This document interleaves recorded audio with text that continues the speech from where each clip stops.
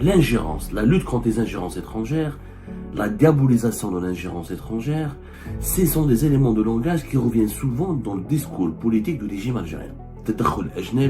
La protection de la souveraineté nationale. Il s'avère que le régime algérien développe ces dernières années un double discours. Il refuse qu'on s'ingère dans les affaires internes du pays, mais lui-même fait de l'ingérence dans les affaires internes des autres pays. Il y a une sorte de schizophrénie à l'égard de l'ingérence. Ahmed Majid Tebboune commence directement son interview avec l'opinion en disant « J'avais dit à Emmanuel Macron que tu feras une grave erreur, que vous allez faire une grave erreur si vous reconnaissez la souveraineté du Maroc sur le Sahara occidental. » La France est un pays indépendant. C'est un pays qui a son propre peuple, ses propres institutions. La France n'est pas une région, n'est pas une wilaya de l'Algérie. C'est une ingérence. C'est une ingérence dans les affaires internes de la France. La France, elle a ses intérêts. Si elle veut soutenir la souveraineté du Maroc sur le Sahara occidental, ce sont ses choix. Ce n'est pas à l'Algérie ni au président algérien de juger les choix de souveraineté de l'État français ou de les évaluer. C'est logique. Tu ne peux pas dicter, obliger le président français Emmanuel Macron à faire ceci ou cela dans le dossier du Sahara occidental. Emmanuel Macron n'a des comptes à rendre qu'à ses électeurs et ses électrices. L'ingérence, la lutte contre les ingérences étrangères, la diabolisation de l'ingérence étrangère, la critique ou les critiques contre les ingérences étrangères, le danger de l'ingérence étrangère, le risque des ingérences étrangères, ce sont des éléments de langage qui reviennent souvent dans le discours politique du régime algérien. L'ingérence, la protection de la souveraineté nationale, la sécurité nationale. On a toujours diabolisé l'ingérence et le régime algérien a eu depuis 2020 notamment un discours très musclé pour dire « je ne veux pas de l'ingérence, je n'accepterai jamais de l'ingérence » dans les affaires internes de l'Algérie. Il s'avère que le régime algérien développe ces dernières années un double discours. Il refuse qu'on s'ingère dans les affaires internes du pays, mais lui-même fait de l'ingérence dans les affaires internes des autres pays. Quand l'ingérence, elle est algérienne, elle est acceptable, elle est même justifiée, elle serait même noble, mais quand l'ingérence étrangère dans les affaires de l'Algérie s'opère, elle est diabolique, elle est machiavélique, elle est dangereuse et périlleuse. Il y a un double discours. Il y a une sorte de schizophrénie à l'égard de l'ingérence. Et cette schizophrénie a été dévoilée dans toute sa splendeur, je dirais, dans l'interview qui a été accordée par Ahmed Majid Tebboune récemment dans les colonnes du quotidien français L'Opinion, le 2 février dernier plus exactement. Ahmed Majid Tebboune a beaucoup parlé de plusieurs aspects politiques, à la fois de politique internationale et de politique nationale. Et toute l'interview est finalement, si on est les détracteurs de Tebboune, les détracteurs du régime algérien, on pourrait facilement, si on reprend les propos de Tebboune et on les analyse dans leur contexte, dans le texte et dans leur contexte tels qu'ils ont été prononcés, n'importe quel observateur ou n'importe quel petit détracteur du régime algérien pourrait conclure ou crier au scandale de l'ingérence. C'est comme un exemple. Ahmed Majid Tebboune commence directement son interview avec l'opinion en disant « J'avais dit à Emmanuel Macron que tu feras une grave erreur, que vous allez faire une grave erreur si vous reconnaissez la souveraineté du Maroc sur le Sahara occidental. » Attends, la France est un pays indépendant. C'est un pays qui a son propre peuple, ses propres institutions, ses propres électeurs. Il a ses propres élections. C'est un peuple c'est un pays qui a sa souveraineté, qui a sa propre indépendance. La France n'est pas une région, n'est pas une wilaya de l'Algérie. Quand un président algérien, il dit à un président français, vous allez nous perdre et vous allez faire une grave erreur si vous reconnaissez la souveraineté du Maroc sur le Sahara occidental. Est-ce que ce n'est pas cela un exemple et une démonstration d'ingérence? Imaginez qu'un président français va dire à un président algérien, vous allez faire une grave erreur si vous allez soutenir l'indépendance du Sahara occidental.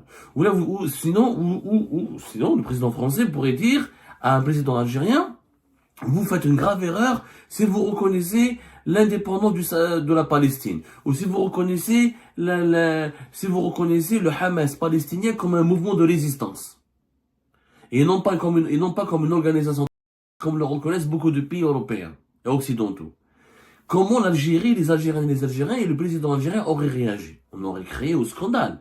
On aurait dit, mais c'est de l'ingérence, vous n'avez pas le droit de vous mêler dans nos affaires internes, on est libre et indépendant, on est souverain, on est responsable de nos choix diplomatiques, on a nos valeurs, on n'a pas besoin de vous, ce n'est pas à vous de nous dicter votre ligne politique ou diplomatique. Mais alors pourquoi, comme on n'accepte pas que les autres pays étrangers s'ingèrent dans nos affaires et nous dictent leur agenda et leur ligne politique, pourquoi on fait de même?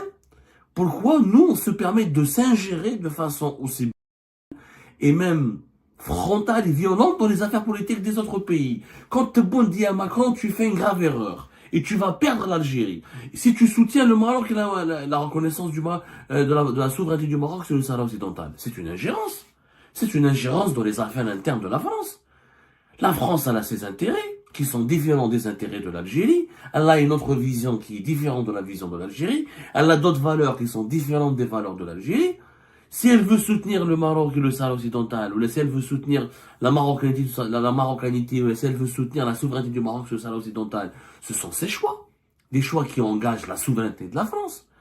Ce n'est pas à l'Algérie ni au président algérien de juger les choix de souveraineté de l'État français ou de les évaluer. Comme il n'est pas possible d'accepter que un président français, que les autorités françaises jugent les positions de souveraineté de l'Algérie, l'Algérie ne pourrait pas juger aussi les positions de souveraineté de l'État français.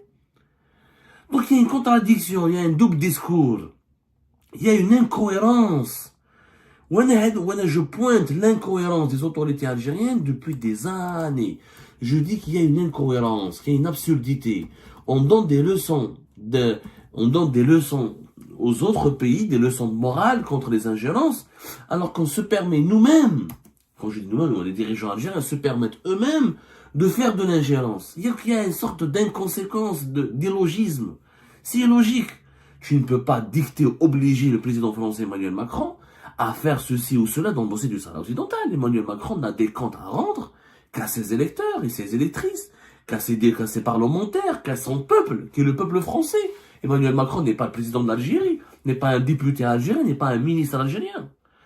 Dans cette interview, dans la dernière longue interview accordée par Abdelmajid Tebboune au quotidien L'Opinion, il y a plein d'exemples et de démonstrations d'ingérence, des absurdes exemples. Abdelmajid Tebboune ne veut pas traiter avec Bruno Retailleau, le ministre français de l'Intérieur. Il a dit à L'Opinion, tout ce qui est Retailleau est douteux, compte tenu de ses déclarations hostiles et incendiaires envers notre pays. Il dit que nous ne voulons pas collaborer avec Retailleau, nous ne voulons pas collaborer avec le ministre de l'Intérieur, parce que pour nous, il est hostile à l'Algérie, donc on ne peut pas lui parler, grosso modo. Attends, mais il est ministre de l'Intérieur en France. Le président français l'a désigné ministre de l'Intérieur. Est-ce que vous imaginez, est-ce que ça aurait été acceptable que demain, un président français dit à la place algérienne, je n'accepte pas votre ministre de l'Intérieur parce il nous paraît comme anti-français, il a fait des déclarations contre la France, donc je ne traite pas avec lui. Tu peux protester contre ces déclarations, tu peux les dénoncer, tu peux les déplorer, les condamner, mais tu peux pas refuser de traiter avec lui. C'est pas à l'Algérie de dire à la France de choisir un bon ministre de l'Intérieur selon les critères qui sont algériens. Les critères de nomination d'un ministre de l'Intérieur en France, ce sont des critères français qui engagent la souveraineté française et des choix politiques français et qui engagent des considérations politiques totalement françaises. Ça n'a rien à voir avec l'Algérie. Et les exemples sont légion. L'exemple le plus grave d'une ingérence et d'une certaine implication algérienne dans un grave scandale d'ingérence. C'est le cas du Mali. Alors là, l'opinion pose la question de Abdelmajid Tebboune, la junte malienne au pouvoir vous accuse comme la France de soutenir des groupes au nom de son territoire. Que dit Abdelmajid Tebboune? C'est aberrant. Nous avons permis la conclusion de l'accord de paix d'Alger, 2015-2016, que le pouvoir malien a dénoncé l'année dernière, en 2024, en expliquant qu'il s'agissait d'une ingérence étrangère. Nous avions même un plan de développement pour le nord du Mali, que nous soutenions, que nous étions prêts à financer à hauteur de plusieurs centaines de millions de dollars. Nous avons une importante communauté touareg qu'on partage et avons toujours été disponibles pour rassembler les signataires de cet accord, car il n'y a pas de solution uniquement sécuritaire. L'Algérie ne cherche pas à administrer le Mali, que nous considérons comme un pays frère, pour lequel notre main sera toujours tendue. Alors, regardez les contradictions. Le Mali est un pays frère, tant mieux, la main est tendue, Mais on veut imposer aux Maliens à tout prix à signer les accords d'Alger. Mais les Maliens, les dirigeants maliens ont le droit, c'est un pays souverain, c'est un pays indépendant, ils ont le droit de recalculer leurs intérêts et de dire que nous, les accords d'Alger de mai et de juin 2015, ne nous arrangent pas. Ça ne nous arrange pas. On a le droit. Et regardez, c'est un pays frère, que nous sommes prêts à reconstruire le nord du Mali. Mais qui t'a demandé? Est-ce que le Mali a demandé de l'argent en Algérie?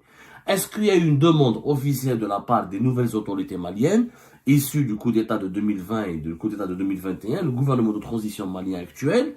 Est-ce qu'il a demandé à l'Algérie de l'argent pour reconstruire le nord du Mali?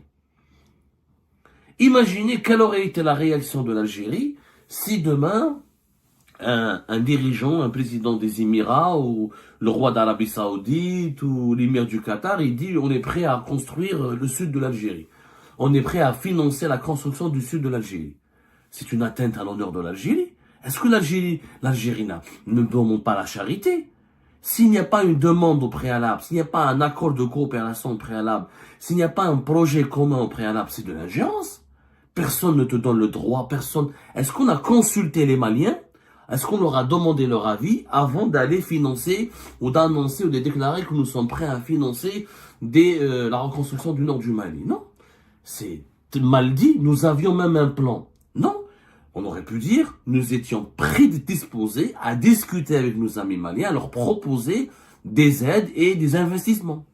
Même si nous avions un plan de développement pour le nord du Mali, on dirait bon, le nord du Mali, c'est le sud de l'Algérie. Le nord du Mali, c'est une région qui appartient à un État indépendant, qui s'appelle le Mali. Le Mali il est indépendant bien avant l'Algérie. Le Mali est indépendant en 1960. L'Algérie est indépendante en 1962. Le Mali est un État ancestral. C'est un État qui a une histoire millénaire. On ne vient pas comme ça dire à la presse étrangère quand j'ai un plan de développement pour le nord du Mali. C'est le président malien, ce sont les responsables maliens qui doivent dire ou affirmer si le Mali a besoin d'un plan de développement au nord. Ni plus ni moins. Regardez ensuite les contradictions. L'opinion pose la question. La présence de mercenaires à votre frontière vous gêne-t-elle? Nous avons seulement du mal à accepter la présence de groupes paramilitaires comme Wagner à notre frontière. Nous l'avons d'ailleurs dit à nos amis russes. Attends. L'Algérie n'est pas d'accord avec la présence des groupes Wagner. Ok, mais Wagner n'opère pas en Algérie, ils opèrent au nord du Mali. Ils opèrent au Mali. Ce sont les dirigeants maliens qui les ont ramenés sur leur propre territoire.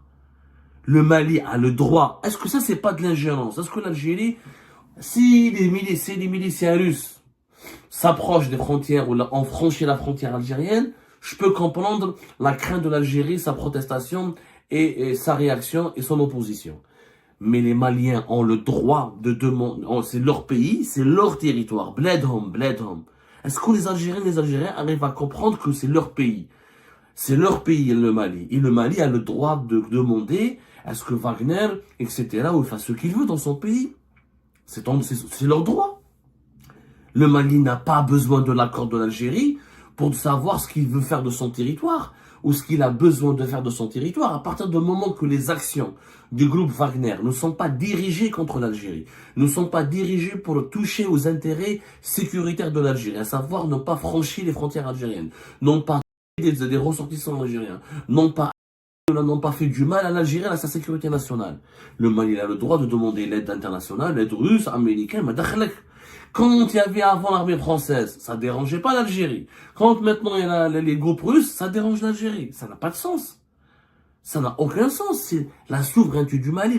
Les seuls responsables et qui sont dirigés de la sécurité du Mali, ce sont les dirigeants maliens. Ça, c'est un manque de respect pour les dirigeants maliens.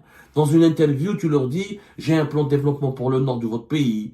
Après, tu leur dis, les accords d'Alger, c'est la meilleure solution. Mais c'est un manque de respect à la souveraineté du Mali. Après, on dit qu'on ne veut pas administrer le Mali. Ben si, l'Algérie veut administrer le Mali. Elle veut lui imposer de force les accords d'Alger. Elle veut lui imposer de force de ne pas ramener les groupes Wagner pour aider son armée. Mskina, l'armée malienne n'a pas les mêmes moyens que l'armée algérienne. Le Mali n'a pas de pétrole et de gaz. Elle n'a pas les armes lourdes pour pouvoir lutter contre tous les groupes armés qui pullulent sur son territoire. Et à la fin, on lui dit, non, c'est pas de l'ingérence, on est juste là, c'est un pays frère.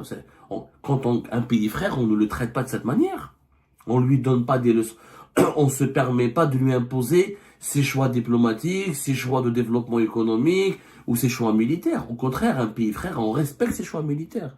On discute avec lui, on négocie avec lui, on lui fait des propositions, mais on lui impose pas des choix.